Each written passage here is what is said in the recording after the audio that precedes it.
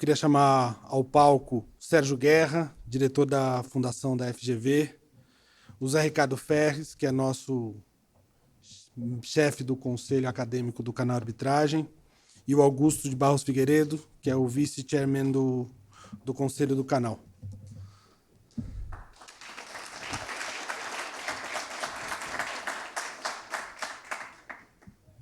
Meu nome é Lauro Parente, eu vou me atrever a falar umas breves palavras em espanhol. ¿Tá? Buenos días a todos, bienvenidos en la primera cumbre de Canal Arbitraje. La idea detrás de Canal Arbitraje es promover arbitraje en toda América Latina, buscando la integración colaborativa entre nuestros países. Brasil, quizá por el tamaño del mercado interno, quizá por el idioma, tiene un largo camino por recorrer en términos de integración con nuestros hermanos del continente. Y este evento es un pretencioso intento de promoverlo. Estamos aquí para buscar lo que los une, aunque sea el portuñol. El día de hoy tenemos panelistas de distintos países que han pasado por diferentes temáticas. Los paneles serán en español, a excepción del último que repetirá en inglés. Mi agradecimiento especial a todos los panelistas por su disponibilidad y el creer en este proyecto. En un calendario de eventos tan intenso como el arbitraje, crear un nuevo evento es un gran desafío, pero aseguro a todos que dentro de 20 años, todos ustedes podrán decir que estuvieron en la primera cumbre del Canal Arbitraje. Me gustaría agradecer a Zoe Lampuero, nuestra head de Latam, Augusto Figueiredo, nuestro miembro número 1 del Consejo de Canal, y José Ricardo Ferres, a quien, a pensar su apertada agenda, encontró un tiempo para asumir como presidente del Consejo Académico de Canal Arbitraje. Gracias. También gustaría de mencionar, no sé si está acá, los miembros del canal de nuestro consejo, algunos que están presentes, ni todos pudieron estar: Alfredo Boulard, Bini Amenzaga, Cecília Anzar, Eduardo Zuleta, Felipe Ossa, Francesco Campora, Keten González, Noyana Marigó, Patricia Sáiz y Víctor Bonin. En nombre de Sérgio Guerra, agradezco a todo el equipo de FGV Direito y da FGV por tenernos hoy acá en este magnífico sitio. Gostaria também de agradecer nossos patrocinadores, el Câncer CBC, Simonajo Certeza Técnica, Aguilar Castilho Love, Cleary Gottlieb, FK Economics, todos son mantenedores del Canal Arbitragem también, Demarest, Linares Abogado, la Cámara de Mediación y Arbitraje de FGV, Tinkey Visual Law, e nossos mantenedores, Squire Patton Boggs, Osterlin, Abogados, King Spalding, Cleary, Foley Hogg, Hogan Laws, Nivalion, Alfabeto, Barros Figueiredo Advogados e Conexi. E agora passo a palavra para Sérgio para hacer umas breves palavras.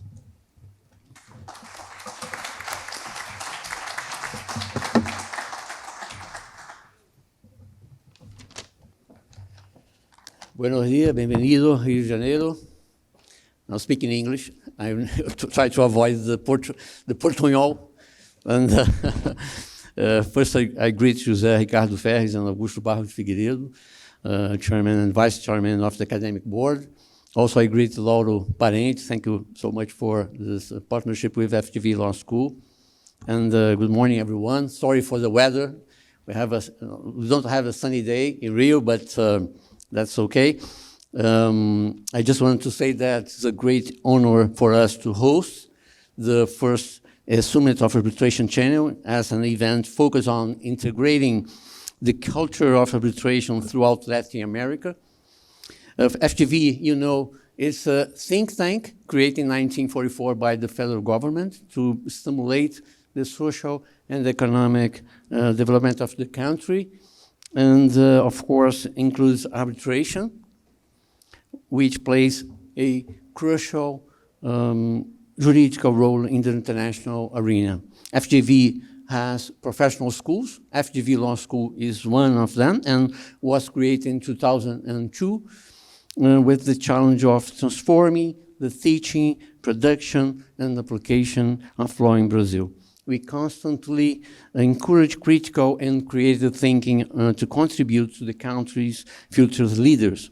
FGV Law Rio represents a focal point for the production of legal knowledge across global subjects and the international hub of reference for the understanding of Brazil's legal institutional reality. So I would like to congratulate again Arbitration Channel, Lauro Parente, members of the academic board, and panelists, wishing to you all a productive event. Thank you.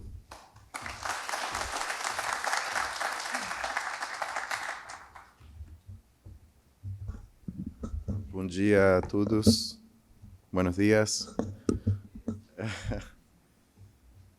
En nombre del Consejo Académico de Canal Arbitraje, quiero darles a todos la mejor bienvenida a Río de Janeiro, a esta primera cumbre de Canal Arbitraje. Gracias a todos por haber aceptado esta invitación de participar en este primer de muchos eventos que vamos a tener en el futuro próximo con Canal Arbitraje. Y quería simplemente aprovechar las breves palabras del día de hoy para agradecer a una persona que es quien realmente está detrás de este proyecto, que es Lauro Parente.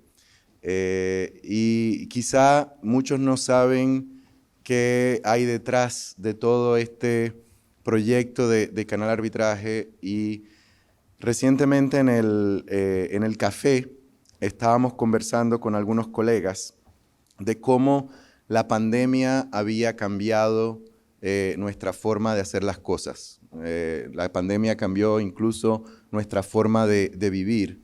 Y de hecho, la pandemia en una gran medida fue el motor detrás de Canal Arbitraje. Fue el motor que motivó a Lauro a reinventarse a él, pero a crear una plataforma como Canal Arbitraje para el beneficio de la comunidad arbitral.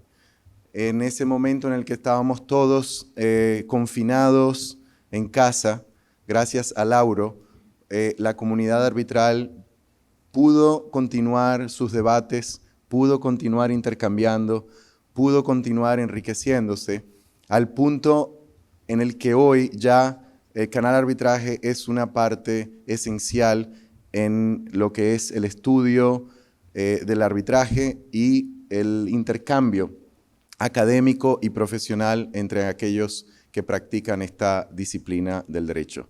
Así que, Lauro, felicidades por este proyecto, y felicidades también por este proyecto que nace en Brasil, llevarlo no solamente a América Latina, sino también a otras regiones como América del Norte, Europa. Ya cuando uno habla de Arbitration Channel, ya pues todo el mundo lo reconoce.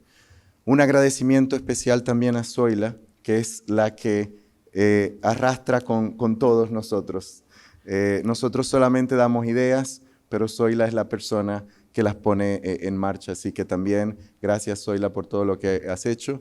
Espero que sea un día de muchos intercambios ricos. Los motivo a que esto sea un evento dinámico, que sean intercambios más que puramente palestras y presentaciones, y que podamos también compartir en la parte social lo más posible. Así que nada, muchas gracias a todos y que sea una excelente jornada.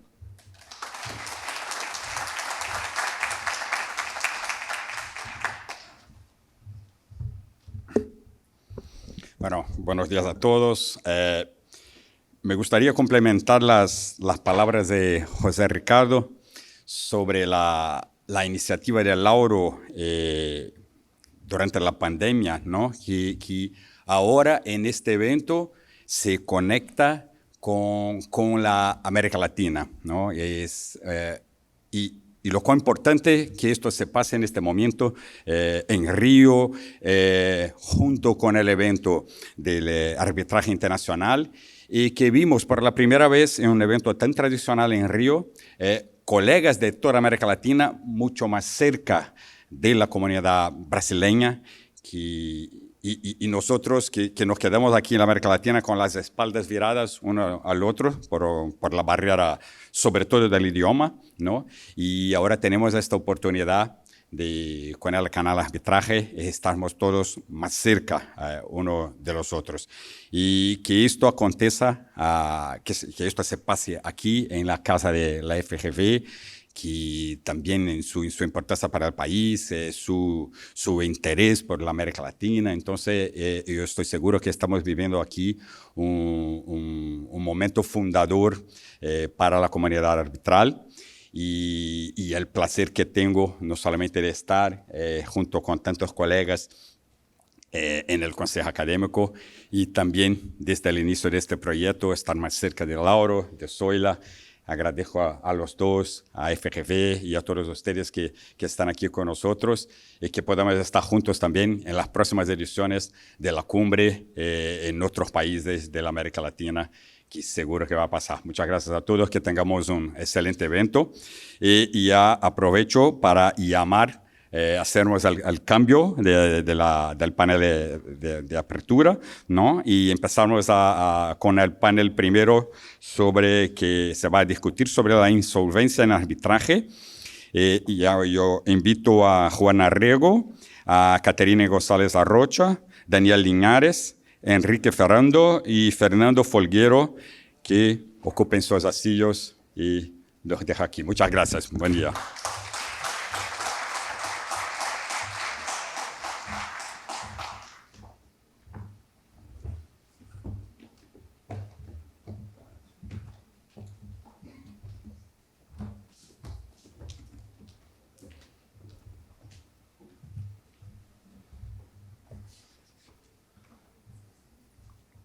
Buenos días, ¿se me escucha bien?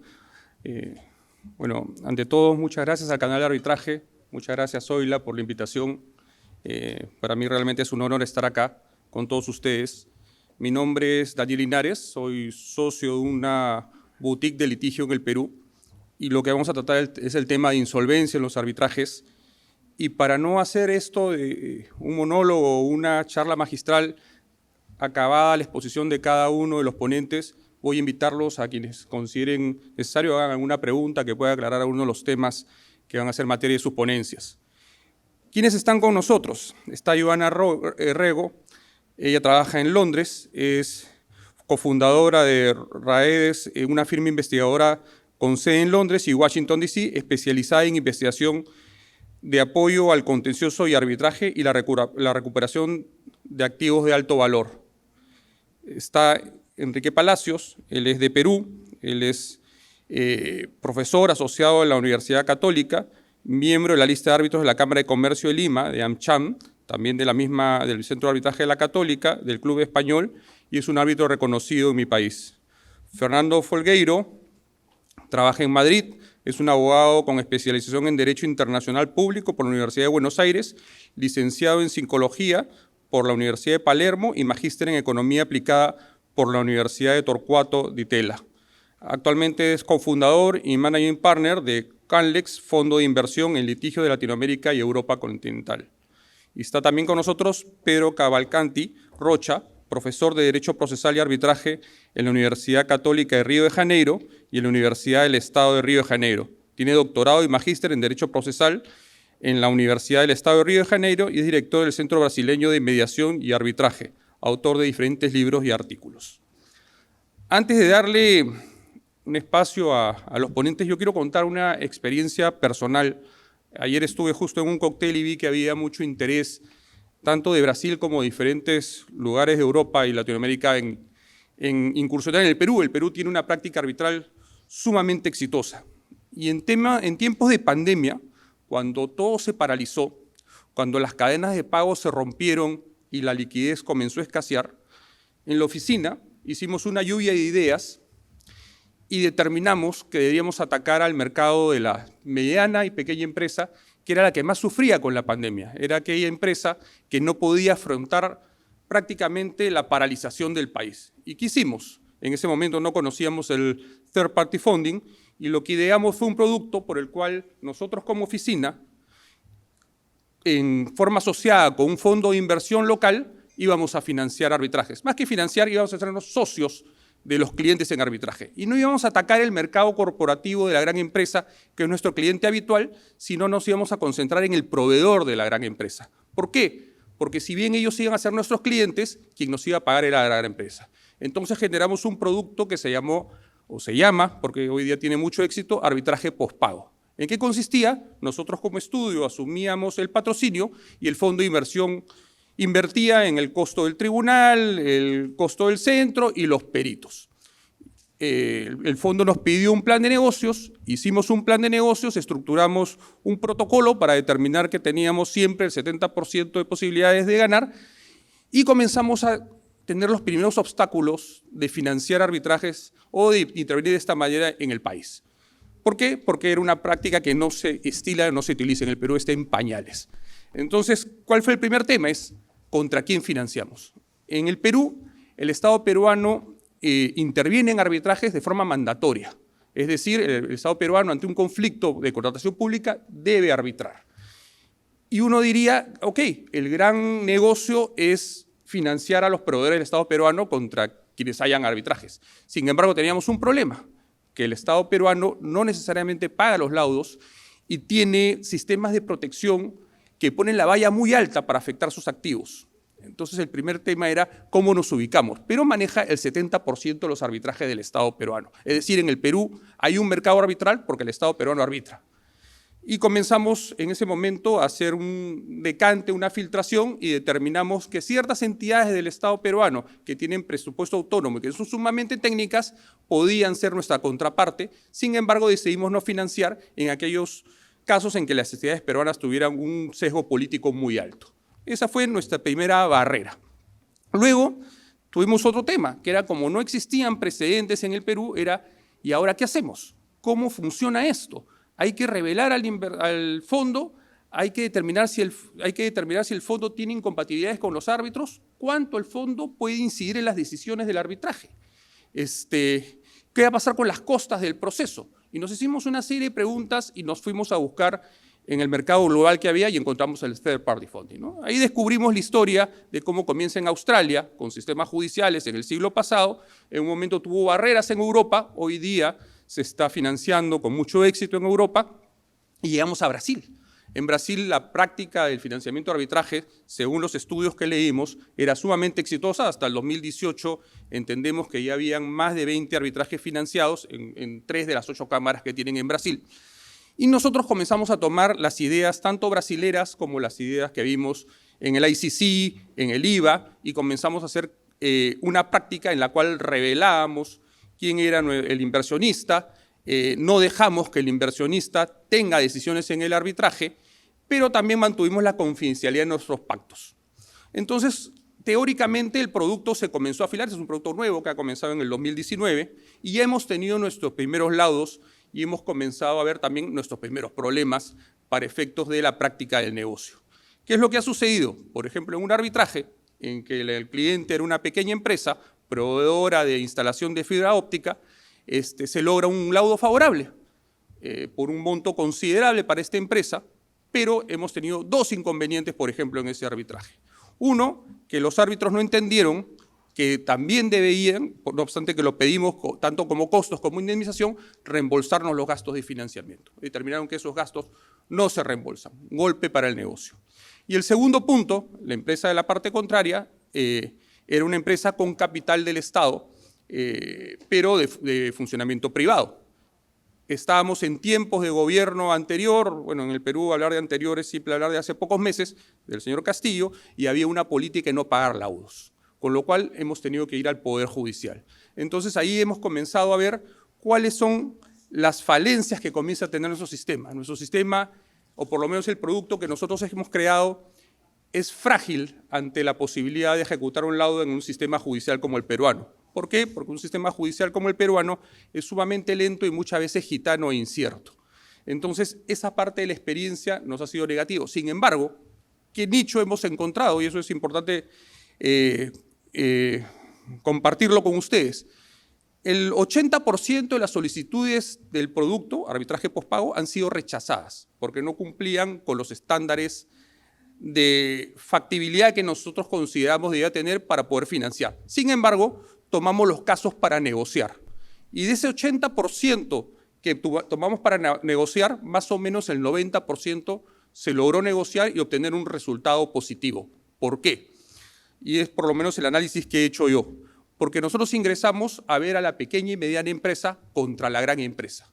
Y generalmente lo que ha sucedido siempre es que la pequeña y mediana empresa ha tenido abogados que la gran empresa no les ha reconocido con la seriedad o digamos que no les han pintado los pedidos de una manera coherente. Generalmente una pequeña empresa ve a la gran empresa y dice, acá me voy a hacer millonario, y entra con un abogado inadecuado y la gran empresa termina defendiéndose. Nosotros somos conocidos ante la gran empresa y lo que hicimos con la pequeña y la mediana es ordenar sus pedidos e iniciar negociaciones con las grandes. Y al momento que tienes un interlocutor que para la grande es conocido y que tiene una buena imagen, lo que finalmente ha terminado sucediendo es que este producto, arbitraje postpago, si bien hoy día tiene algunos problemas en su ejecución y tenemos que afinar el negocio, ha sido un éxito en cuanto a negociación.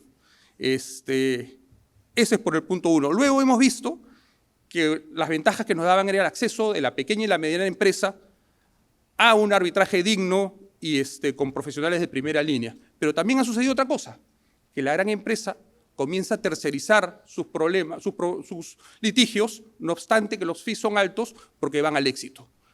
Y entonces lo que dice es, ¿qué hago con esta cartera que me están costando tanto si con ellos no pago nada y solamente pago si tengo éxito? Entonces el producto, yo lo que veo es que comienza a mutar. Teníamos una finalidad en un momento, hoy hemos encontrado un nicho de negociación importante y estamos comenzando a ver que la gran empresa comienza a ser nuestro objetivo y la pequeña y mediana la estamos afinando para mejorar el producto.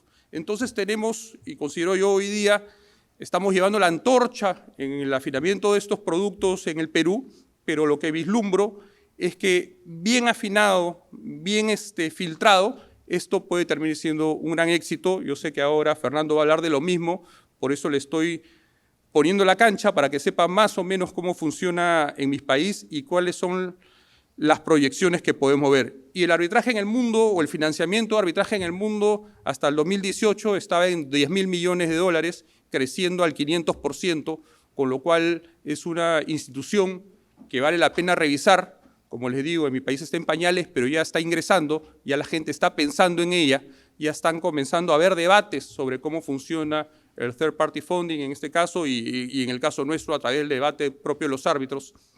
Y creo que puede tener un futuro auspicioso. Ahora los dejo con Joana para que nos hable justamente sobre la búsqueda de activos, ¿no? La insolvencia puede ser utilizada como mecanismo para evadir acreedores. Esa es una gran pregunta a la que nos va a responder Joana. Muchas gracias.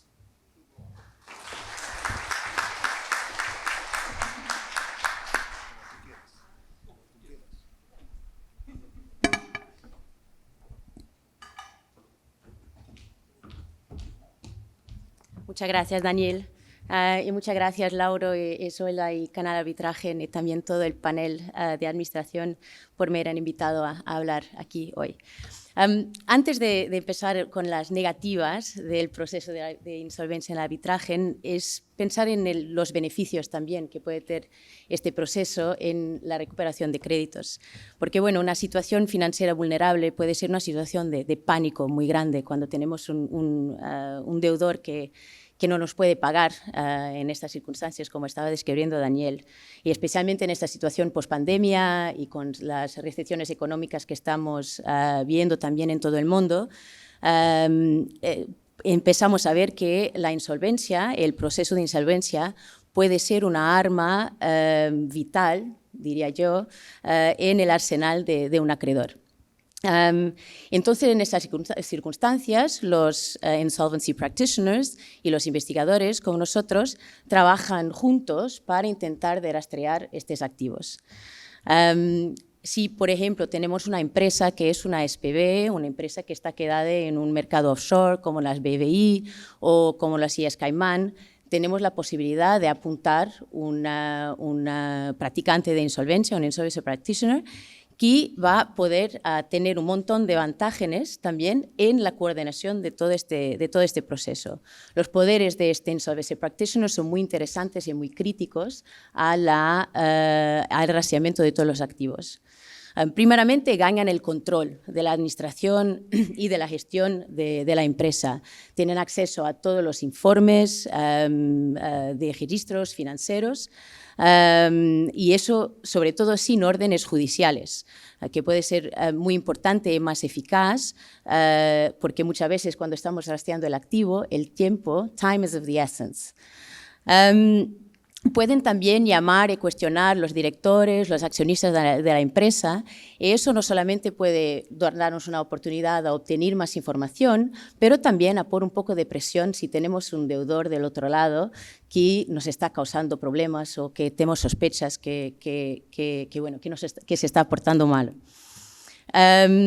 Y bueno, puede también hacer otras demandas, otros mandatos por las cortes internacionales para adquisicionar más pruebas y conseguir entender un poco la situación de crédito de estos deudores. Importante es que no hay costos adicionales para el acreedor, porque los insolvency practitioners son pagos directamente de los activos que encuentran de esta parte. Por eso puede tener esta cuestión financiera que es interesante. Claro que hay también las desventajas que en una cuestión de insolvencia tenemos un estatuto de pari passu que es establecido por los creadores de la empresa. En el caso de una SPV que está creada para un proyecto, técnicamente nosotros somos el solo acreedor o somos al menos el mayor. Entonces podemos tener un control muy interesante del proceso que, si bien coordinado, va a conseguir a rastrear más activos que anteriormente anticipado. Pero sí, también la situación financiera delicada también puede ser, mismo si las mayores de estas situaciones son situaciones de buena fe, también puede ser un motivo, claro, puede haber razones fraudulentas también para promover una situación financiera delicada. Y en estos casos, antes de empezar el proceso arbitral o cualquier demanda, es importante de pensar si no es una situación de desperdiciar dinero, de throwing good money after bad. Porque el gran problema de la insolvencia con el arbitraje es que muchas veces, si hay un proceso de insolvencia que es iniciado, eso va a dictar una suspensión del proceso. Y eso puede causar una zona de pseudo conforto también para el deudor que no está fuendo a ver con el dinero. Y entonces, si queremos ser un deudor más agresivo, más sofisticado, tenemos de pensar a cómo vamos a prevenir los problemas que puede tener un deudor con esas situaciones financieras. Entonces, ¿qué hacemos? El importante es de tener los factos. Y los más factos que tenemos sobre nuestro deudor, más información podemos tener para cómo gerir esta situación. Y una asesoría de la recuperabilidad de esta entidad va a ser muy importante. Pero sobre todo también encontramos quizá otras entidades en el grupo que pueden estar vinculadas contractualmente para podermos ser más abrangentes también en las posibilidades de recuperaciones. Y claro que acá la situación de los garantes comerciales se torna muy importante. Nosotros hace unos años teníamos un laudo a ejecutar en Force. Teníamos un laudo a ejecutar que era un laudo grande contra una empresa madre que estaba en un proceso enorme de reestructuración. O sea, el cliente me llamó una semana después que anunciaron el proceso de reestructuración.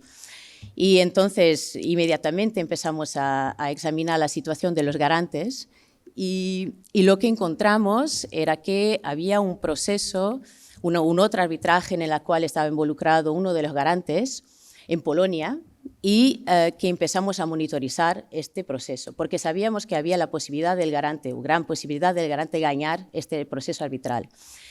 Entonces, nos preparamos para esto, que llevo unos meses, empezamos a hablar con abogados en Polonia para tener todo preparado para en el momento del anuncio del acuerdo, estarmos preparados. Sí, el anuncio del acuerdo llegó el 31 de diciembre a las 4 de la tarde, tenía 2 copas de champán en la mano, pero podía llamar al General Counsel de la sociedad, hablamos con los abogados en Polonia y el 3 de enero entramos con la injunction en Polonia para bloquear el dinero. Y sí, claro que llamó el GC de la sociedad, llamó el GC de mi cliente el día siguiente.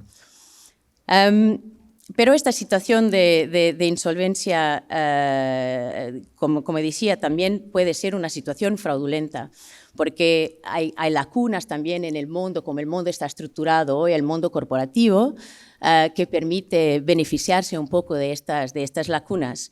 Y entonces situaciones, hablaba hace un poco de las sociedades offshore y de las sociedades de las SPVs que son creadas. El problema es cuando tenemos una multitud de entidades offshore que están creadas una después de las otras, que va a crear este battle fatigue de la parte de los acreedores.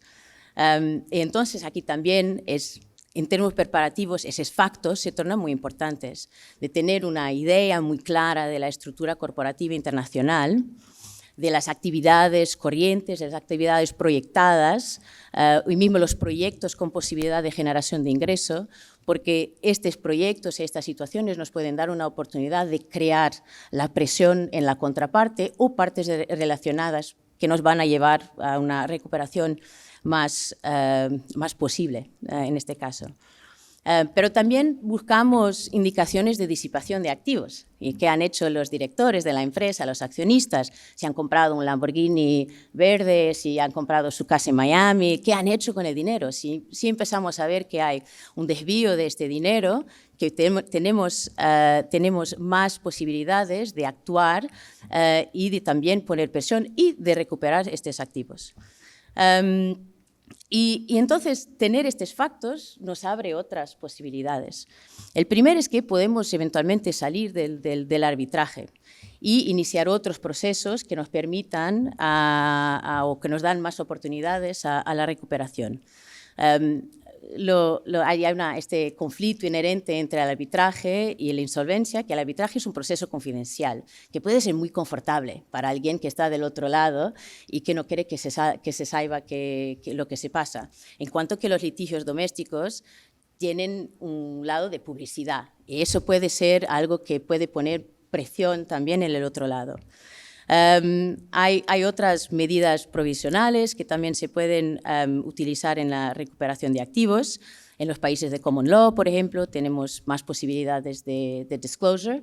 En los Estados Unidos, claro, utilizar las cortes para medidas de discovery.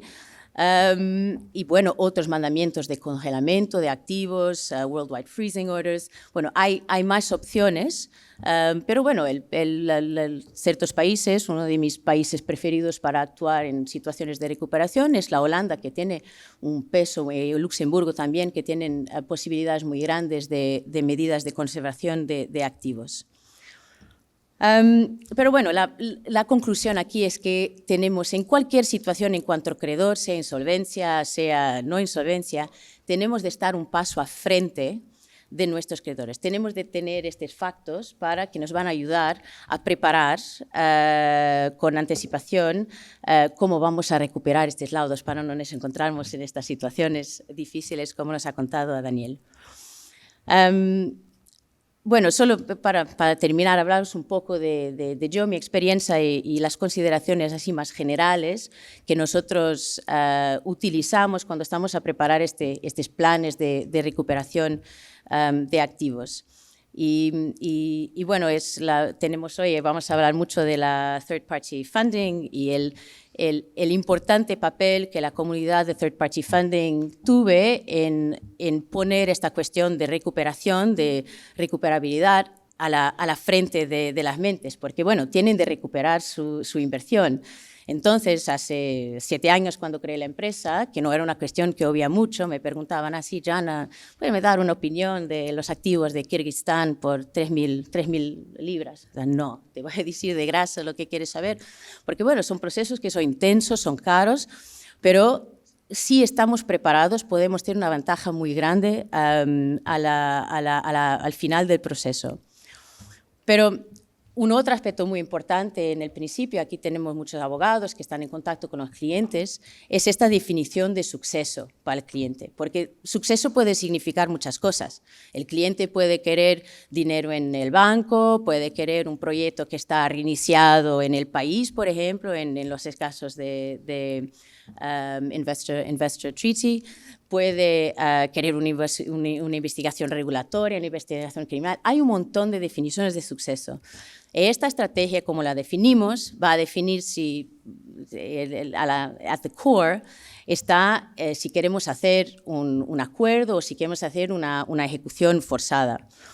Porque, bueno, los activos, eso los digo de experiencia, que no están ubicados donde es conveniente a ejecutar, o como yo escucho muchas veces, pueden encontrar activos en enforcement-friendly jurisdictions. There is no such thing as enforcement-friendly jurisdictions, porque enforcement no es fácil. Y entonces tenemos de pensar en esto, en las estructuras también de los activos que nos son convenientes para la ejecución.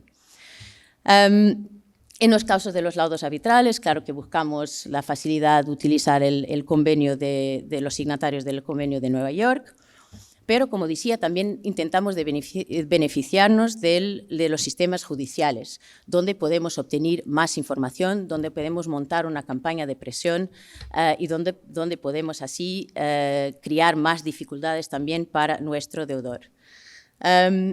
En el contexto específico del arbitraje tenemos de pensar también de las situaciones políticas que pueden impedir o dificultar la ejecución. Claro que podíamos hablar de Venezuela, de la Argentina, pero hablamos de España, por ejemplo, la situación, vosotros muchos están acompañando la situación de los laudos contra España y bueno, es un problema muy grande cuando nosotros tenemos de tratar de laudos contra países de la Unión Europea, porque la situación de ACMEA ha dificultado mucho la ejecución dentro de la Unión Europea. Teóricamente, la Unión Europea fue creada como mecanismo de trading entre los países de la Unión Europea.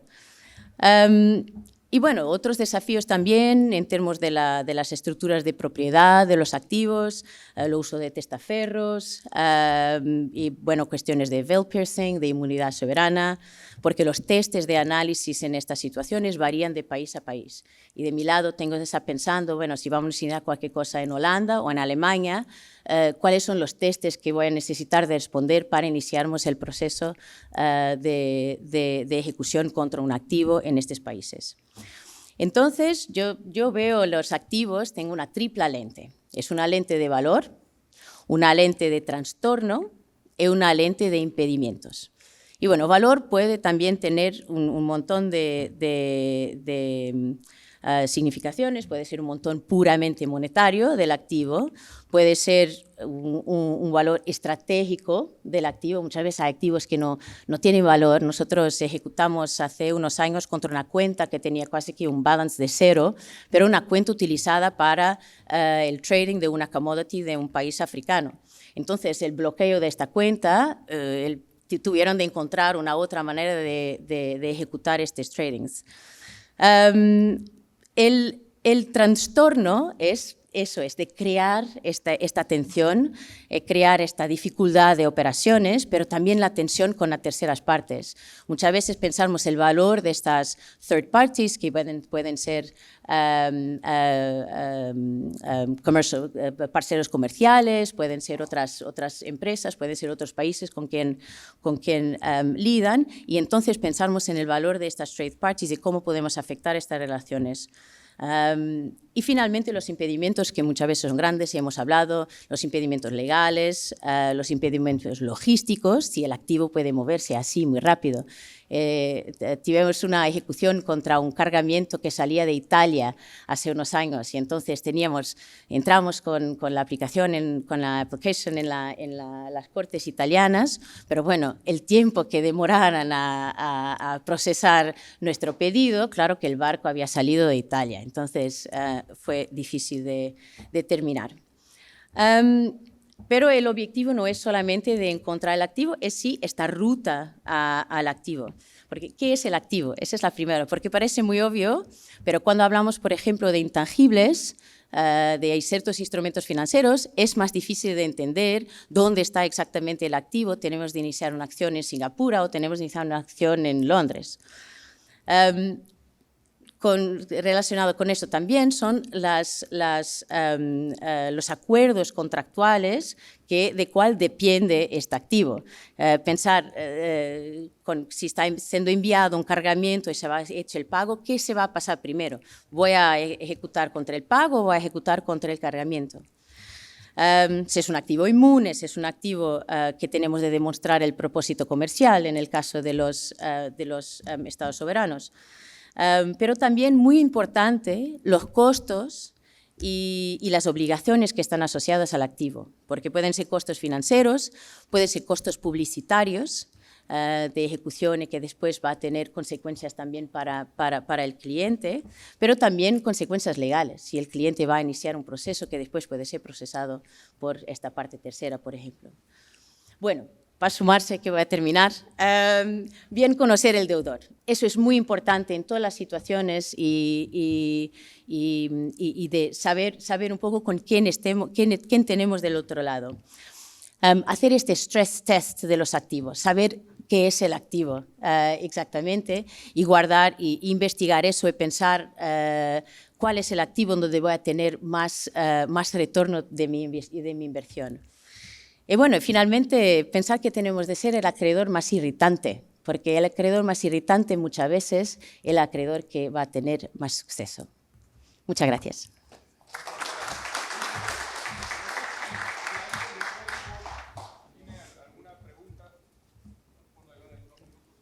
Claro. No sé si en el público existe alguna duda sobre... Por favor.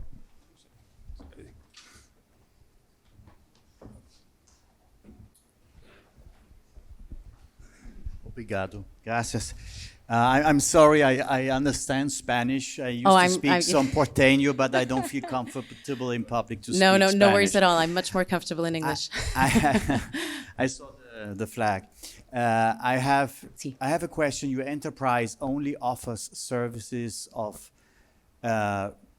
investigation and recovery of assets, or do you also, because you are somehow linked to third-party funding, do you also purchase claims that have already been awarded at a discount, or is this out of your business model? We can talk in the break, but no, I mean, we do, it's pure investigation services, but it's considering the role that investigations can play, not just with third-party funding, but with the wider legal community, with other disputes specialists as well. They're going to play a very important role in the course of these proceedings. I'm very much of the school of any kind of legal actions, and especially disputes, are very much a multidisciplinary, I have a multidisciplinary approach, and I think what's actually going to get success is just the combination of all of these skills, and that's how we're going to get maximum results. But I work immensely with third-party funders, as you can imagine, because one of the core questions that third-party funders have is, how am I going to recover my investment? How am I going to cash in? Okay, thank you. No worries. Muchas gracias. Good morning. Hi. Congratulations. Frederico Price. I'm not fluently in English. If you don't mind, I'm going to speak in Portuguese. Pode ser. Okay? Eu verifiquei que você falou muito sobre as medidas executivas diretas sobre o patrimônio. No processo de execução forçada, é possível a adoção também de medidas indiretas para constranger o devedor a adimplir a prestação não paga. Que medidas indiretas de execução, sobretudo no contexto internacional, você sugeriria? Não, o papel, isto era o que falava, o papel das partes, maybe I'll answer in English. Does that work? I think here the big role is of the third parties that I was mentioning, and here you're thinking, for example, of a receivable. If you have a service that is owed to your debtor, and that you understand how that service is structured, and that you will be able to serve, argument's sake, a garnishee order, and this is possible in a number of jurisdictions, a garnishee order on this third party to freeze the monies that they owe your debtor, for example, or to freeze a piece of stock that is going to be sent that is critical to your debtor by this third party. You will be serving this outside of the jurisdiction and utilizing the systems in the respective jurisdictions that allow you to do that. But that is possible in a number of jurisdictions. The ones I currently have similar proceedings now in Singapore, in the UK, where one is sort of looking at this third-party garnishee orders against third parties that owe monies or that hold assets on behalf of our debtors. Se se trata de uma empresa, uma corporação que tem negócios com o governo, talvez a inscrição dela num cadastro público de inadimplência possa ser uma forma de constrangê-la, né, ao adimplemento. Você não acha? You say like a registry of debtors? Como registro de devedores. Tivemos a jogar um bocadinho com essa ideia, eu acho que tenho de parar, mas podemos conversar sobre isto. Tivemos a considerar esta ideia, mas sim, isso depende depois, it will depend essentially on sort of the value as well that the debtor is going to place on that, because, if it's a debtor that sort of owes a lot of money, they won't necessarily care. But you're right, I think it's, undoubtedly the sort of the publicity around a debt is something that can be very, very powerful. Thank you very much. Muchas gracias. Muchas gracias, Giovanna. Bueno, ¿se escucha? Es el turno de Enrique Palacios. Nos va a hablar justamente sobre ejecuciones de laudo y todos los inconvenientes que hay para poder finalmente hacer cobro de los resultados. Muchas gracias, Quique.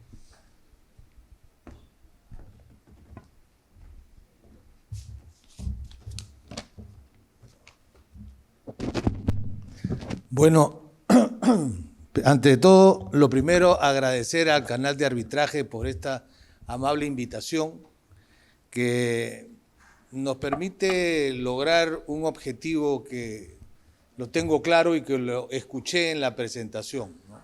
Compartir experiencias y permitir integrarnos, ¿no?, toda América Latina en un interés común que es fomentar y desarrollar el arbitraje. Y cómo no decirlo, esta oportunidad me permite darme una gran satisfacción de estar en esta linda ciudad que es Río de Janeiro, ciudad maravillosa, ¿no? Así es que no podía dejar de decir esto intentando expresar, aunque sea una palabra en portugués. Yo voy a tratar de hacer una exposición breve que va a ser atravesada por dos factores fundamentales: la eficacia y la integración. Para esta segunda finalidad es que les voy a contar un poco la realidad peruana en materia de ejecución de laudos, ¿ya? Ahora, para eso creo que vale la pena dedicar solamente un minuto a decir algo que estoy seguro que todos sabemos, pero que es importante por una cuestión de orden señalarla. Todos sabemos que la razón de ser del arbitraje es constituir un medio alternativo, eficaz, subrayo, eficaz, de solución de controversias, ¿no? Y otro elemento fundamental es que este medio alternativo surge de la voluntad de las partes, que es evidente y por todos conocido que lo que quieren es apartarse del sistema de justicia ordinario. Quieren evitar la participación judicial en la solución de la controversia en cuanto sea posible. Entonces, sin duda, las partes optan por este mecanismo privado, pero sucede un fenómeno muy interesante, que es que para la ejecución de lo resuelto en este medio alternativo privado de solución de controversias, se requiere la participación del sistema de justicia ordinario, porque el arbitraje, siendo jurisdicción, no tiene coerción. En el Perú, la Constitución política, en su artículo 139, reconoce de manera expresa y manifiesta que el arbitraje tiene naturaleza y función jurisdiccional, ¿no?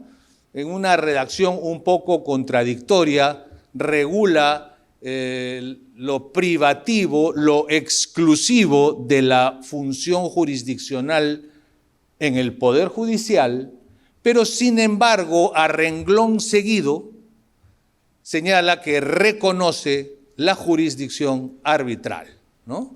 Entonces, no hay duda de que esta jurisdicción con un origen contractual, ¿no?, privado, tiene pues el rango de una función jurisdiccional, es obvio, ¿no es cierto? Y la decisión que se adopta en sede arbitral tiene sin duda calidad de cosa juzgada.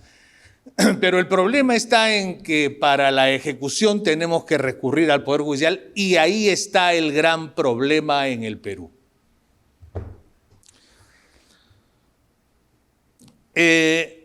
Entonces, intentar comprender la solución al problema de uno de los elementos fundamentales para la eficacia del arbitraje. Porque el primero, bueno, es que el arbitraje sea corto, célere, tenga una duración breve.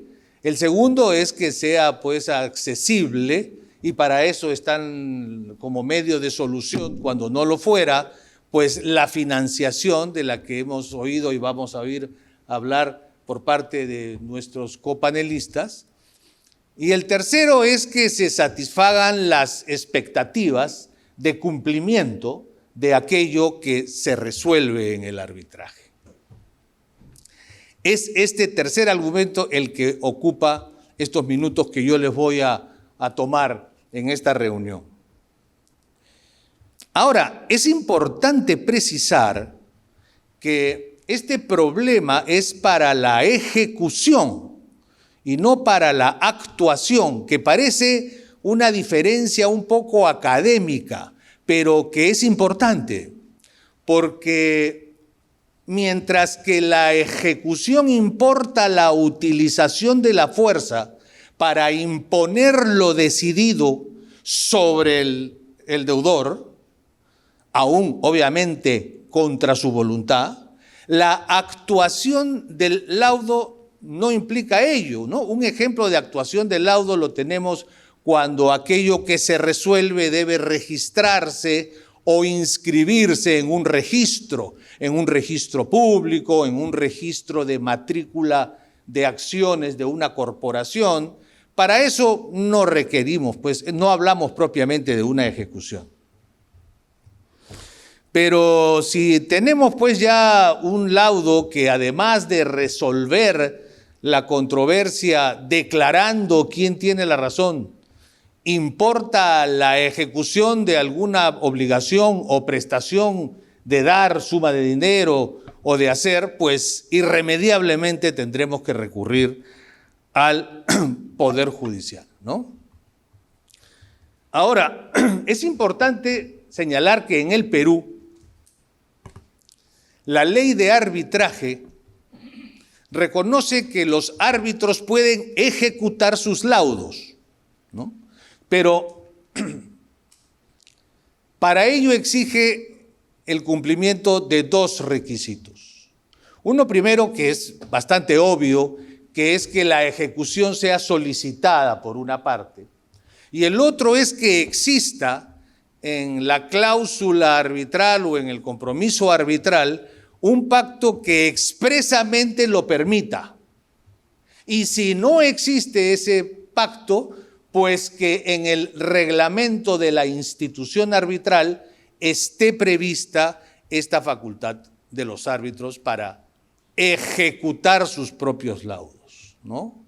Ahí sin duda hay un problema de costos, porque si hablamos de que el tribunal va a proceder también a la ejecución, pues los gastos arbitrales tendrán que calcularse de una manera distinta, ¿no? porque en términos generales se piensa que la función arbitral, el tribunal concluye su función con la emisión del laudo. Pero si tenemos un pacto que prevé la ejecución del laudo por el propio tribunal, o si así lo reconoce el reglamento arbitral, pues habrá que tratar ese tema de los costos en su momento. No voy yo a abordar ese tema. Entonces, claramente hay una relación de complementariedad, ¿no? Porque, vamos, el Poder Judicial realiza una actividad complementaria a la función arbitral para efectos de llevar a la realidad, ¿no es cierto?, aquello que está declarado en el laudo.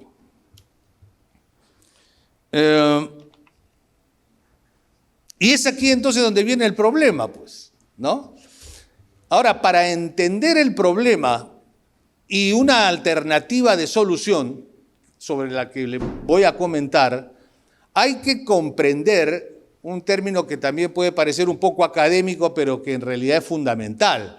Todo proceso de ejecución, aunque así se llame, tiene una etapa cognitiva y tiene una etapa propiamente de ejecución forzada, ¿no? Y cuando hablo de una etapa cognitiva, es porque en esta primera etapa el juzgador, no voy a decir juez, porque podría ser también un árbitro, el juzgador de la ejecución tiene que tomar una decisión sobre si esta ejecución va o no va, ¿no?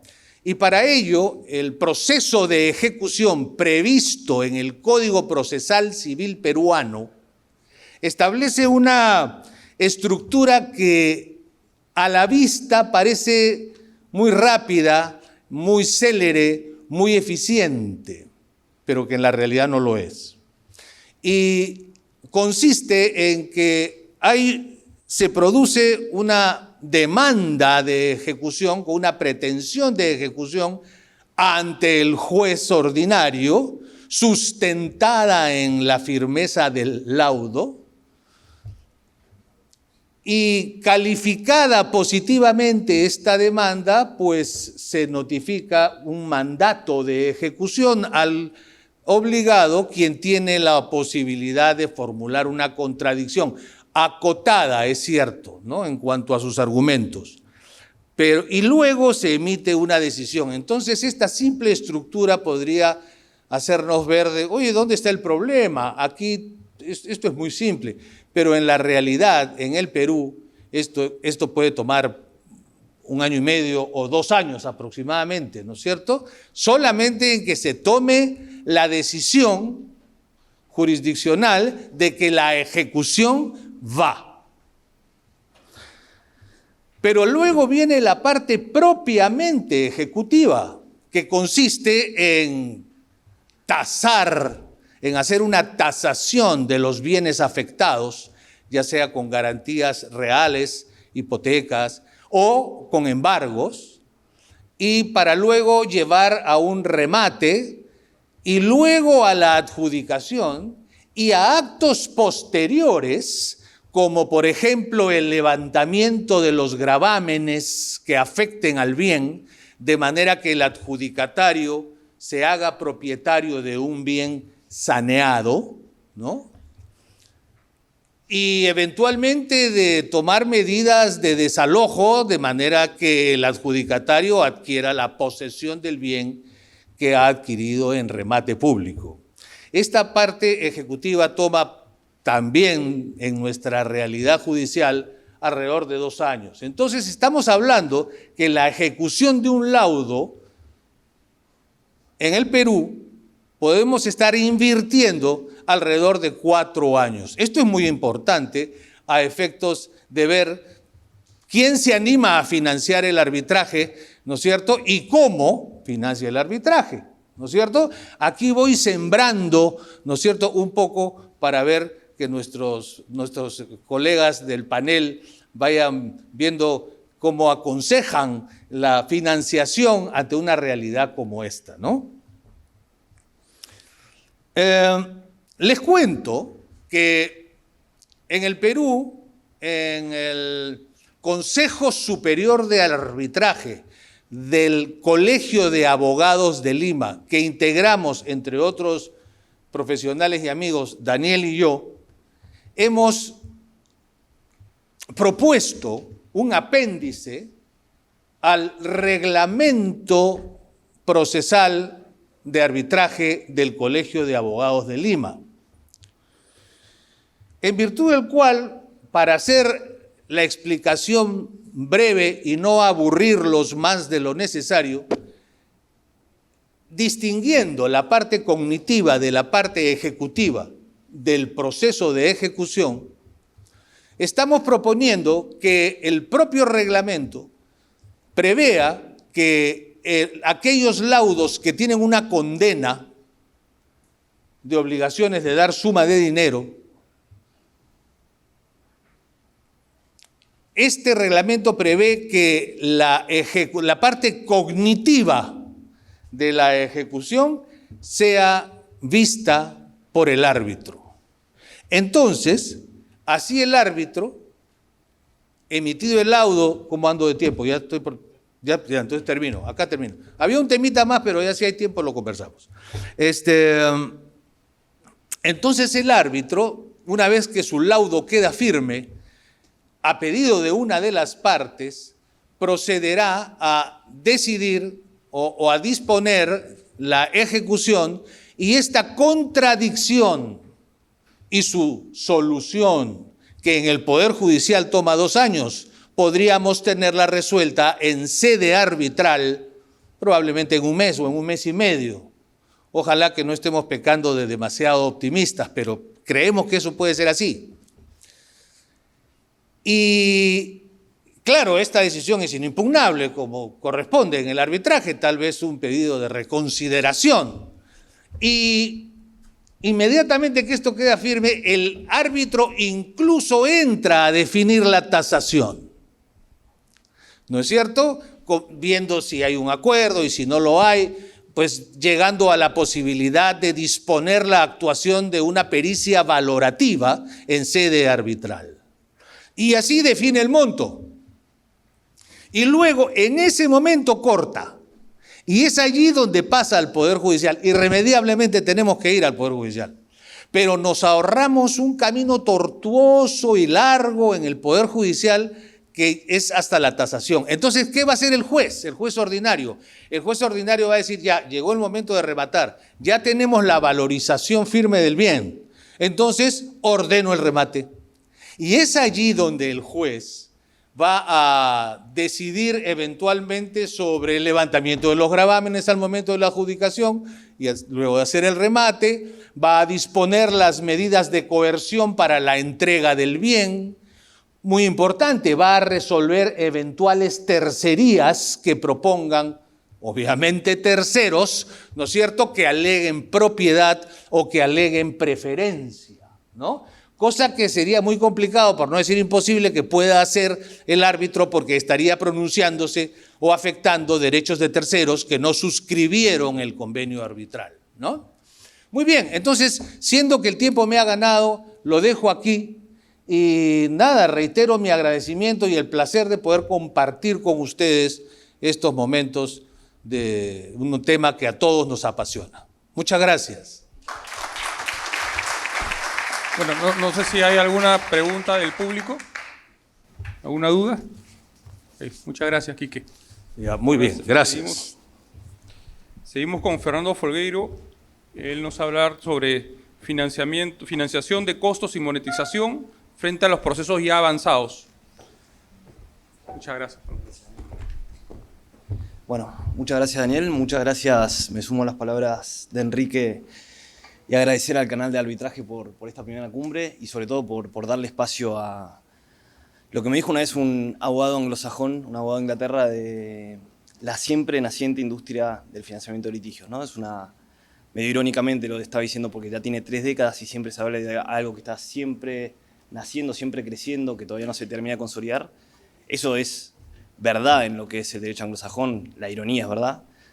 Pero esto es especialmente cierto dentro de lo que es el derecho continental y dentro de lo que es la actitud de Latinoamérica, ¿no? Donde empatizo mucho con lo que comentaba Daniel, cuando nosotros empezamos también de bueno, cómo empezamos a modelizar esto que estamos por hacer, ¿no? Vemos la experiencia dentro del derecho anglosajón, en Inglaterra, en Australia, en Estados Unidos, donde ya había varios fondos operando, pero claro, la realidad de Latinoamérica es bien distinta a la de esas latitudes, así que había que adaptarlo, un poco razonando por analogía, viendo cómo es la legislación local, también cómo son las idiosincrasias locales, o sea, no solamente desde el punto de vista jurídico, pero también desde el punto de vista cultural, y también un poco lo que fue repasando Enrique de los problemas y los desafíos que tienen estos países que muchas veces se terminan reflejando en la cuestión de los tiempos y no solamente en ese punto, que bueno, ahora voy a repasar un poco también los factores que nosotros vemos como relevantes o analizamos al momento de evaluar un pleito, ¿no?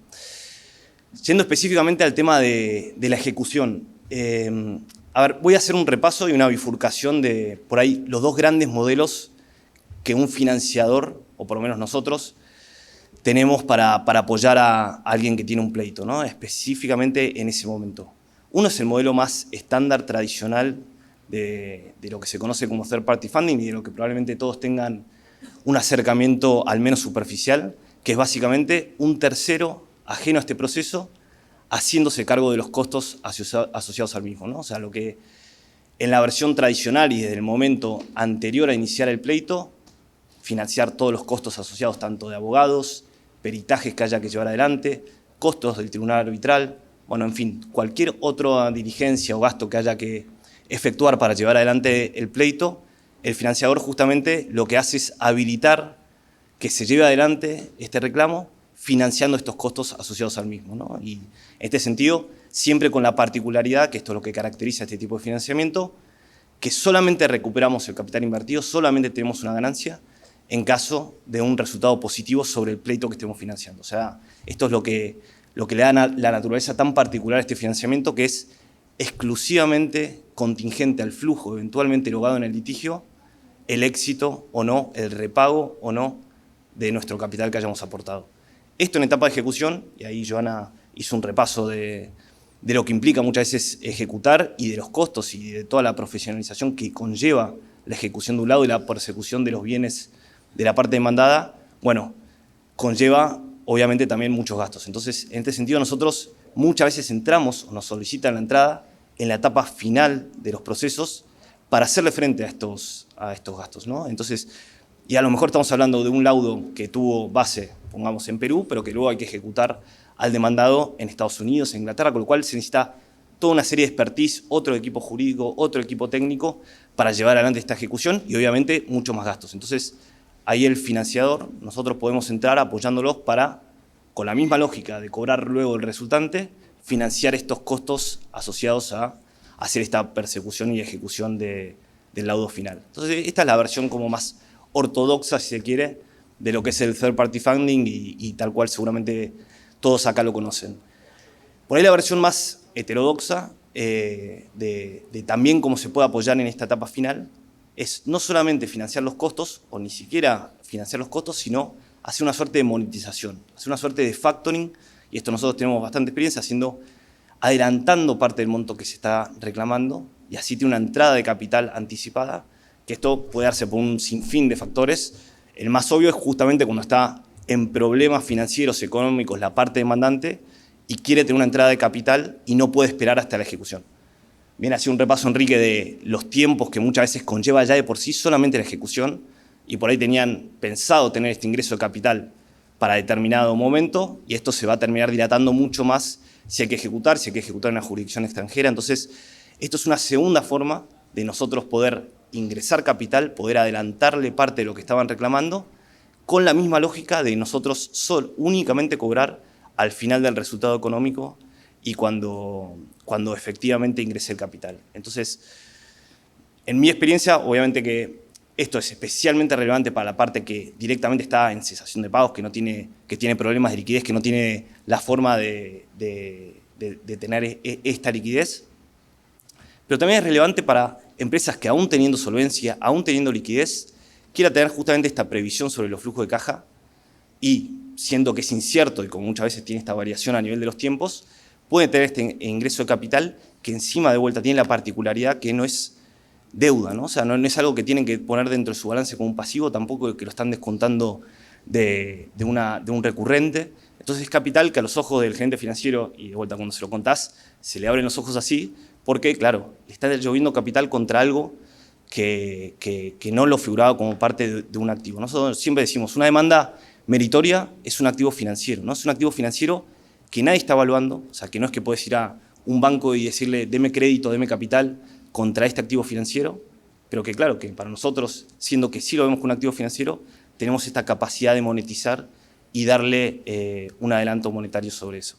Entonces, eso me parece bien interesante de esa bifurcación que se da entre no solamente poder hacerle frente a los costos legales, sino que también poder ir más allá y adelantar parte del monto que se está reclamando. Esto, obviamente que, bueno, acá me interesa mucho también la mirada de Pedro, porque entiendo que es bastante variada también según cada financiador, pero también me alegra siempre escuchar y cómo hay una convergencia un poco natural también a las mismas conclusiones, ¿no? Creo que con sus matices los fondos por lo general terminan operando de forma bastante similar y por lo menos en las cuestiones fundamentales, también escuchándolo a Daniel, terminamos convergiendo en las mismas conclusiones. Luego, lo que me interesaba hablar también en esta etapa es el rol del financiador, ¿no? Que mucho se ha hablado y que hay bastante polémica sobre cuál es el grado de control que tiene que tener el financiador, qué tanto al mando va a estar, si ejerce la subrogación de partes, si no la ejerce, si da visibilidad sobre eso.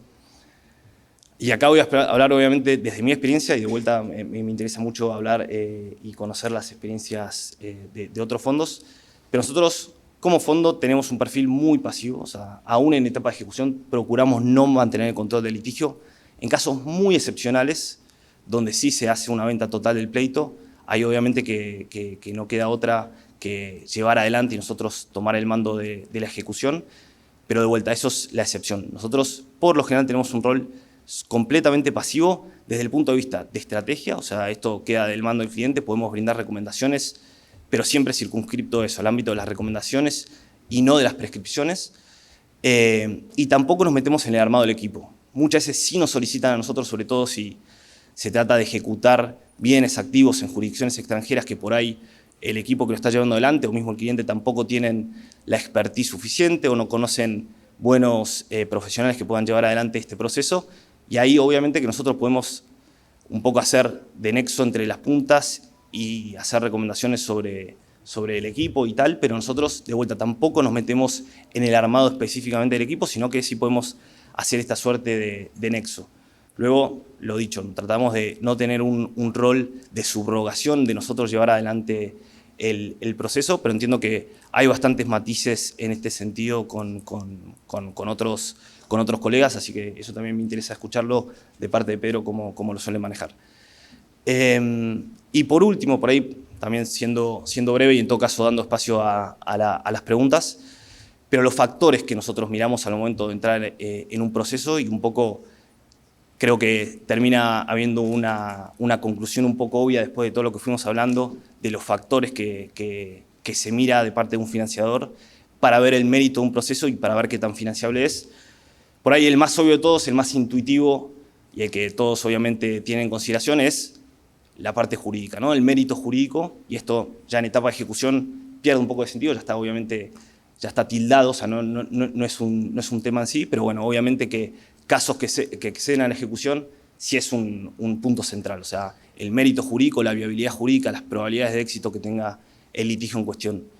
En segundo lugar, un factor fundamental, y esto sí ya se empieza a tocar con lo que venimos hablando, el tema de los tiempos, ¿no? O sea, nosotros acá estamos hablando de ejecución, pero el tema de los tiempos hay una variación enorme, ¿no? Y entonces acá tenemos justamente colegas de Perú y acá tenemos experiencia de una ola de nulidades muy grande por parte del Estado para cuando ya tienen el laudo firme, pero bueno, después tenés que enfrentarte a la nulidad eventual que tenga este laudo, después eventualmente que entre en el presupuesto, y acá nosotros vimos experiencias muy traumáticas, o sea, de laudos, sobre todo en estados locales, municipales, etcétera, ya estamos hablando de 6 años, 7 años, 8 años hasta el momento del cobro, ¿no? Entonces, ese es un punto central que se termina de relacionar con el último punto que nosotros miramos, que es la solvencia patrimonial de la contraparte, ¿no? Entonces, obviamente que tenga o no capacidad de respuesta va a terminar afectando este segundo punto, y no es lo mismo ir contra una empresa que sabemos que por lo general se allana el pago, que tiene capacidad de respuesta, que una parte insolvente que hay que ejecutar, que hay que hacer este rastreo de bienes, o una parte solvente como son los estados, pero que igual no quieren pagar y prefieren patear todo a la siguiente administración. Así que ese es un poco el repaso por ahí de los tres grandes ejes que nosotros hacemos al momento de hacer una evaluación de los procesos al momento de financiar, y específicamente en lo que es ejecución, les diría que va fundamentalmente en estos dos puntos, que son el tema de los tiempos y el tema de la capacidad de respuesta patrimonial. También Joan hacía un punto sobre la diferencia entre lo que es un proceso público y un proceso privado, los niveles de visibilidad, y que muchas veces eso se usa como presión para la contraparte. Y ahí yo creo que es muy interesante lo que sucede con la entrada de un financiador, ¿no? Que muchas veces, y sobre todo nosotros ahí tenemos una regla a grandes rasgos, porque obviamente que también tiene sus matices, pero que en todo lo que es arbitraje, hacer un disclosure de nuestro financiamiento. Hoy en día todos los centros, o la mayoría de los centros arbitrales así lo solicitan, y cuando digo que hay matices es en la parte judicial. Entonces nosotros sí procuramos hacer esta transparencia sobre nuestro financiamiento, lo cual creo que tiene dos efectos de segundo orden muy interesantes, y es, en primer lugar, a los ojos del árbitro, por ahí un poco más dudoso, pero el hecho de que haya una tercera parte viniendo a financiar y hacerse cargo, a apostar por el litigio, bueno, le da una pátina de legitimidad en algún sentido de que hay un mérito detrás del reclamo. Pero más interesante, y atándolo con lo que decía Joana, creo que es a los ojos de la contraparte, ¿no? Porque el hecho de enterarse que tiene un fondo detrás, que tiene ahora sí el poder de fuego, que tiene capital para ir hasta las últimas consecuencias, lo hace mucho más proclive, y esto lo vemos desde las primeras instancias, pero también en etapa de ejecución, a allanarse el pago, ¿no? A sentarse a negociar, y a sentarse a negociar en mejores condiciones por el mero hecho de saber que ahora sí tiene las herramientas para ir hasta las últimas consecuencias, que como bien saben, muchas veces la contraparte está un poco jugando con eso.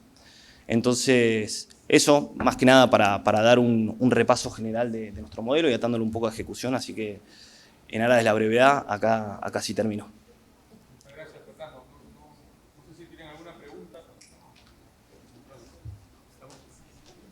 Con el tiempo justo. Más allá del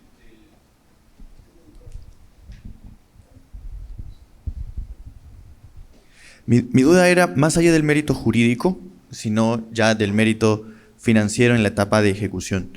Si ustedes toman como un criterio determinante, por ejemplo, que los activos del deudor se encuentren en un estado cuyo proceso de ejecución va a tardar muchísimo más años. Entendemos que es muy diferente tener una recuperación en 1 año que en 4, que en 5, que en 6. Yo quería preguntarle si desde su experiencia las trabas en la ejecución de un determinado estado serían determinantes para ustedes abstenerse de financiar una parte dentro de un arbitraje. Perfecto, sí. Me están aclarando acá que sea breve, así que voy a ser breve.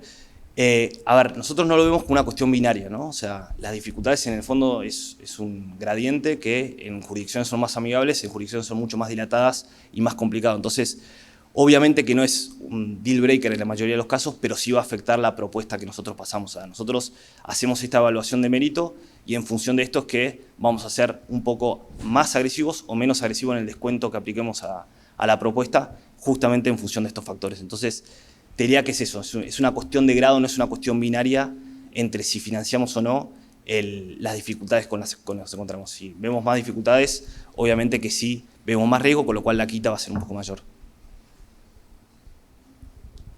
Ok, bueno, muchas gracias, Fernando. Ahora.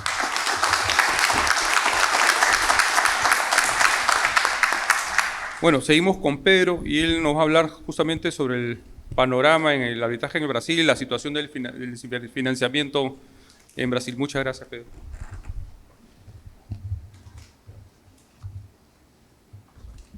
Olá. Bom, primeiramente quero desculpar-me porque eu não hablo espanhol, então vou falar portunhol acá, mas vou falar despacito para que todos compreendam, ¿sí? Antes de todo, gracias a Zoila y Lauro y al canal Arbitraje por la invitación. Y yo estoy muy contento de estar acá con otros copanelistas tan grandes. Y primeramente vamos a hablar sobre la situación de arbitraje en Brasil Y para esto tenemos que volver al año de 1996, cuando la ley de arbitraje brasileña inició su actuación. En el artículo 18 de la ley brasileña dice que habla que el árbitro es juez de facto y de derecho, y no hay necesidad de homologarle los laudos arbitrales, ¿sí? Lo que es muy importante para el arbitraje brasileño, porque antes de esto, los laudos arbitrales tenían que ser homologables por el Poder Judiciário, o que no hacía mucho sentido para el arbitraje en general, porque tiene que despender tiempo y dinero si después va al Poder Judiciário para homologar. Entonces, esta equivalencia fue muy importante para la arbitraje brasileña. Y después de esto, en 2001, la Suprema Corte brasileña juzgó la constitucionalidad de la ley y confirmó por 7-4 la posibilidad de arbitraje ser coercitiva también en Brasil. Entonces, después de esto, tenemos la seguridad jurídica para que las cláusulas empezasen a ser colocadas en el contratos, y después de eso transformar Brasil en una gran potencia arbitral que hoy tiene, solo en 2021, fueron 55 mil millones de reales en nuevas demandas. Son como 10 mil millones de dólares, o que también coloca el Brasil en la segunda o tercera posición entre los países con más arbitrajes en la CCI, que es una de las más grandes cámaras arbitrales. Hablando específicamente de financiación de litigios, Leste fue la pionera en Brasil, la primera compañía de inversiones a tener un equipo solo para hacer el análisis de financiación de litigios, y esto fue en 2016. Entonces es algo nuevo también en Brasil, y hoy hay muchas otras compañías y casas que hacen este investimento, más que es básicamente, nosotros tenemos un mandato muy largo para hacer todo tipo de financiación de litigios, mas son dos las estructuras que son más conocidas en el mercado, que son la adquisición del derecho y la financiación de arbitraje, específicamente la financiación. La adquisición de derecho es cuando nosotros hacemos un valuation de la causa, de la demanda, pagamos un precio específico en efectivo, pasamos a ser en parte o en todo como lo dono del crédito, ¿sí? Entonces, nosotros hacemos las contrataciones de abogados, peritos, de casas de investigación como de Juana, si necesitas, y estas otras cosas. Es muy diferente de cuando hacemos la financiación de arbitraje, que es cuando nosotros no pagamos nada en efectivo, nosotros creamos una línea de crédito para que la parte pueda utilizar este crédito para que a parte haga las contrataciones como quiere, como lo quiera. Entonces, en esta segunda modalidad, en esta segunda estructura, la autonomía y la gerencia del procedimiento es de la parte, es de los clientes. Nosotros somos solamente pagadores de cuentas, pagamos los honorarios de árbitros, la cámara, los peritos, los investigadores si necesario, y etc. Más importante decir también que, como Fernando dice también en Context, todos los investimentos de nosotros son non-recourse. O sea, todo perjuicio es de financiador si la demanda no hay gana, ¿sí? Entonces, es muy importante decir acá que lo riesgo después de ter una financiación de arbitraje es un riesgo cero para la parte, porque si gana como 75, 80, 85% de lo que ganaría, mas si no pierde nada. O riesgo está con el fondo o el financiador. Entonces, este es importante también para una estrategia de compartir riesgos. ¿Cómo se da la estructura de análisis de un financiador?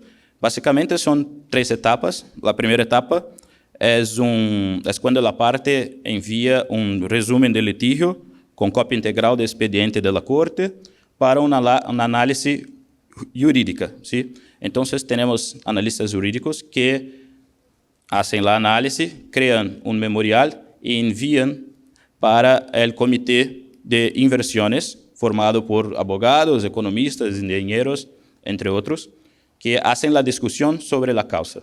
Si creen que estás dentro del mandato o si es una buena causa para investir, ellos pasan para la próxima fase, que es la análisis del crédito, ¿sí? La situación financiera de las partes y de todas las partes envolvidas en el litigio.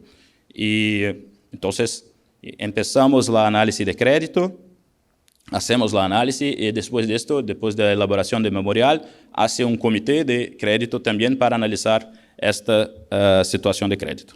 Si aceptan, hacen la propuesta de adquisición y a depender de la estructura, de la modalidad, hace el pagamento en efectivo o empieza la línea de crédito y haciendo los socios de los cedentes en la financiación. Entonces, este es un breve resumen de cómo trabajamos más o menos acá. Fernando después puede confirmar si es más o menos así también en Context.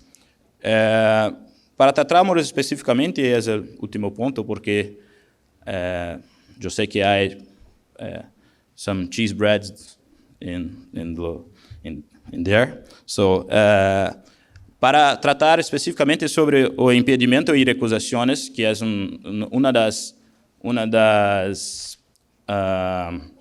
dos temas más hablados por la doctrina brasileña en los últimos años en financiación de litigios, yo creemos que la línea que seguimos, y que es una línea que ven siendo también adoptada por otros, es que es importante decir al tribunal arbitral el nombre de financiador. Es importante decir que hay un financiador haciendo la financiación de arbitraje, y além del nombre del financiador, también es importante que hablemos sobre las personas que hagan las tomas de decisiones en los fondos. En Brasil son los gestores, administradores y custodiantes o custodio de los fondos. Creemos que con estas informaciones lo tribunal arbitral puede hacer su análisis sobre el impedimento o recusaciones si necesario. Parte de la doctrina comprende que también es necesario la demostración del contrato de financiamiento, o de financiación. Nosotros entendemos que esto no es necesario porque no es necesario para el tribunal o para el jugador saber cuánto lo fondo o lo financiador gana o deja de ganar para hacer la aplicación del derecho. Son dos situaciones completamente diferentes. Una es la que el árbitro necesita saber, que es si tiene algún impedimento o recusa, si la financiación de litigio traga alguna complicación para el procedimiento arbitral. Ahora, otra que no tiene nada a que ver con la aplicación de derecho per sí o en sí, es saber cuánto lo financiador gana o deja de ganar con aquello. Y esta es la línea que los reglamentos van siguiendo. El reglamento de CCI de 2021, artículo 11, dice que con el fin de asistir a potenciales árbitros y árbitros cumplimiento de sus obligaciones previstas bajo los artículos 11A, cada parte debe informar con prontitud a la Secretaría, al Tribunal Arbitral y las otras partes de la existencia e identidad de cualquier tercero que haya celebrado un acuerdo para la financiación. O sea, existencia e identidad, no más do que esto. No artículo 9.6 del Reglamento de Arbitraje de CCBC, una de las cámaras de arbitraje más grandes de Brasil, habla que las partes deben revelar la existencia de financiamiento de terceros a la mayor brevedad posible, y solo la existencia del financiamiento. Entonces, creemos que esta es la línea que la doctrina y que las cámaras de arbitraje están siguiendo, que es una buena doctrina para nosotros. Para concluir, Enrique trouxe una cuestión interesante sobre la ejecución del laudo arbitral, que en Perú puede ser hecha por el árbitro, y para los financiadores es una cuestión importante porque, como alguno ha hecho una pregunta sobre el tiempo de financiamiento, el tiempo de resgate del dinero es muy importante para el financiador. Entonces, si la ejecución del laudo arbitral puede ser hecha por los árbitros, esto haga mucho brevitud de tiempo para el procedimiento, que es bueno para el financiador y para el arbitraje como un todo. Mas en Brasil nosotros no tenemos ainda esta posibilidad. Nosotros la ley de arbitraje, la ley 9.307, para en la cuestión de coercitividad, los árbitros puede apenas hacer, o el laudo arbitral tiene como límite el conocimiento de la causa y no la ejecución. Mientras que hay algunos trabajos académicos ya hablando sobre la posibilidad de árbitro ejecutar también en Brasil su laudo arbitral, mas esto solo en academia por enquanto. Entonces, este es un gran resumen de cómo es la financiación de arbitraje en Brasil, y estoy abierto a preguntas si tienes. Gracias.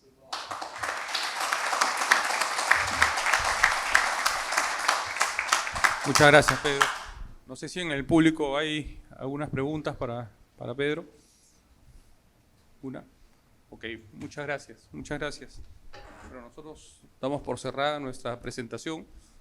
Muchas gracias y buenas tardes. Gracias a todos. Los invito a un café y volvemos en 20 minutos. Gracias.